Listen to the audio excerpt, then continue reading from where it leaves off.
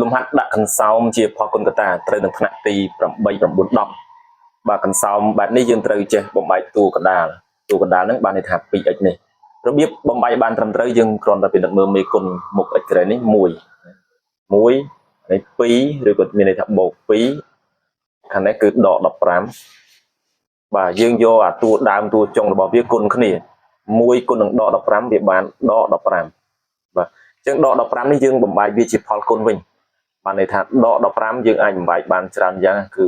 1គុណនឹងដក15ឬក៏ដក1គុណនឹង15ឬក៏បើមិនអញ្ចឹងទេគឺដក3គុណនឹង5ឬក៏3គុណជាមួយនឹងដក5វិញបាទបន្តមកទៀតពេលដែលយើងបំបែកបែបនឹងបានហើយយើងត្រូវពិនិត្យមើល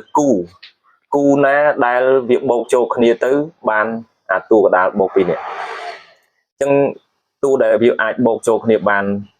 បូក2គឺគូនេះមានន័យថាដក3បើយកទៅបូកជាមួយ5គឺវាស្មើនឹងបូក2ដូច្នេះតួកដាលរបស់យើងនេះបូក2នេះយើងបំបែកវាជាដក 3x បូកជាមួយនឹង 5x អញ្ចឹងយើងបាន x ការ៉េដក 3x បូក 5x ដក15បាទអញ្ចឹងបូក2នេះយើងបំបែកជាណាដក 3x បូក